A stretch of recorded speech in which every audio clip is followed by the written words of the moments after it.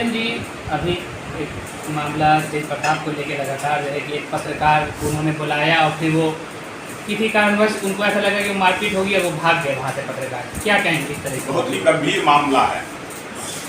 पत्रकारिता समाज का चौथा स्तंभ है और समाज के अंदर में लोगों को खबरें देने का काम पत्रकार लोग करते हैं और उन पत्रकार लोगों के साथ अभद्र व्यवहार करना ये कहीं से उचित नहीं है। ये अपने आप में गंभीर मामला है। जिस प्रकार से कल मैंने भी देखा है, जिस प्रकार से उनके साथ व्यवहार किया गया या उनको लगा एहसास हुआ और उनका तो वो कैरेक्टर रहा है तेज प्रताप का, कार्यकर्ताओं के साथ मारपीट करना, उनको कपड़े खोलकर मारना, अंदर कमरे में बंद कर देना, कई प्रकार के ऐसे जो ऐसे उनके ऊपर आरोप लग रहे हैं और कई लोग पार्टियां उनके कारण छोड़ दिए हैं। तो उनके साथ भी ऐसे पत्रकार के साथ इस प्रकार का व्यवहार किए, उनको आभास हो गया कि आज कोई अनहोनी घटना इनके माध्यम से मेरे ऊपर घटेगी, इसलिए वो बड़ा ही बच करके वहाँ से निकले हैं। ये गंभीर मामला है। उनका इरादा वो नहीं था। बाद में उनके शब्दों को मैंने सुना है। उन्होंने कहा कि मुझे बदनाम करने के लिए जो है ये करते हैं, जबरदस्ती उनको बुला रहे थे घर के अंदर, कैमरे को रख करके कहीं ना कहीं कुछ मामला था। जब पत्रकार है तो कैमरा लेकर के जाएंगे। कोई जो ऐसे बातें होती है, औपचारिक बात होती है, अनौपचारिक बात होती है। तो अनौपचारिक बातों में कैमरे की आवश्यकता नहीं होती है, कैमरे को बंद रखा जाता है। लेकिन ये तो नहीं होता है कि कैमरे को आप रख करके आइए और कमरे के अंदर आइए, कमरे बंद करके किसी प्रकार का कोई व्यवहार जिनका जो रहा है, जिनका इतिहास रहा है, तो वो तो कुछ भी कर सकते थे। ऐसे सुनने में आ रहा है कि तेज प्रताप जी बीजेपी ज्वाइन कर रहे हैं, डिप्टी सीएम बनाने की बात सामने आ रही है। क्या ये पूरा मामला कोई सत्यता इसमें नहीं है।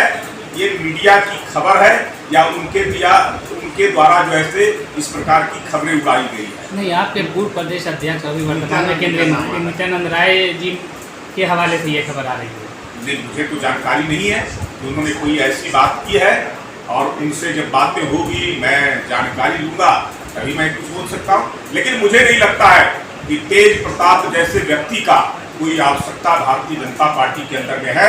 उनके व्यवहार, उनके जिस प्रकार के क्रियाकलाप है, वैसे व्यक्तियों के लिए भारतीय जनता पार्टी में कोई जगह है। नित्यानंद राय जी ने तो संभावना से इनकार नहीं किया। उन्होंने कहा पहले राजद छोड़ो। राजनीति में कुछ होता है, राजनीति में आना जाना लोगों का लगा रहता है, लेकिन उनका परिवार से पहले तो व्यवहार जो है नाता टूटेगा तब तो।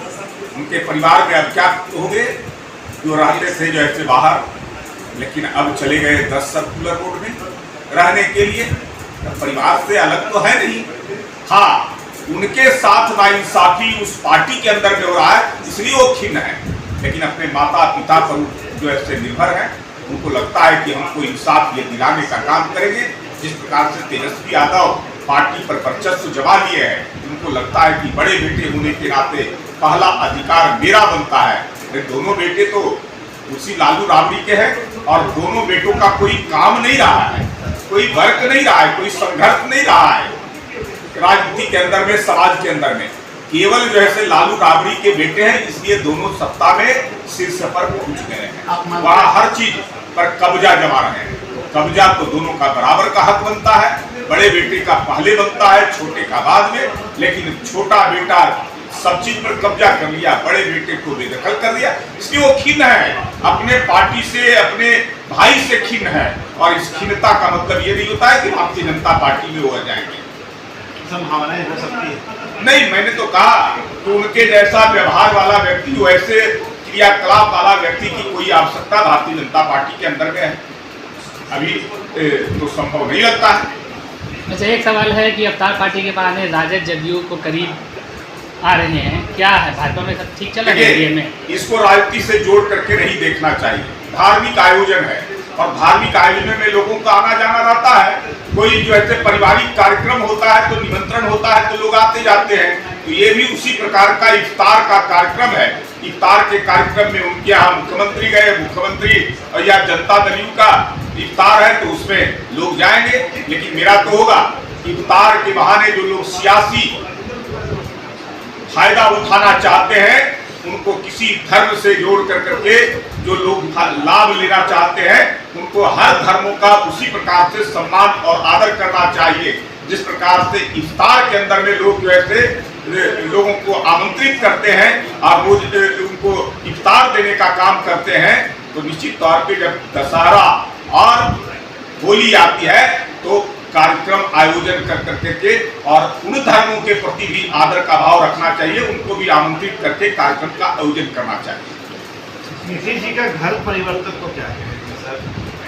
ये देखिए, एक अग्नि मार्ग लंबे समय से वहाँ मरम्मत का काम, उसके रंग रोगन का काम, उसको साफ सफाई का काम नहीं हुआ था और उसको भूकंप रोधी बनाना था, तो इसलिए उसके मरम्मत के नाते जो है मुख्यमंत्री जो पहले जिस घर में रहते थे वहाँ वो शिफ्ट किए हैं। जब इसका मरम्मत का काम हो जाएगा तो उसके बाद फिर उस घर में आ जाएंगे।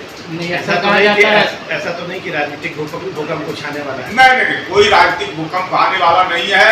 राजनीतिक भूकंप यही आने वाला है कि 2024 की लोकसभा की तैयारी अभी से हो गई है और 2024 की लोकसभा में एनडीए फिर से 40 की 40 सीटें जीतेगी। पिछली बार 39 था, इस बार किसी पार्टी को कोई बोहनी भी नहीं होने वाला है।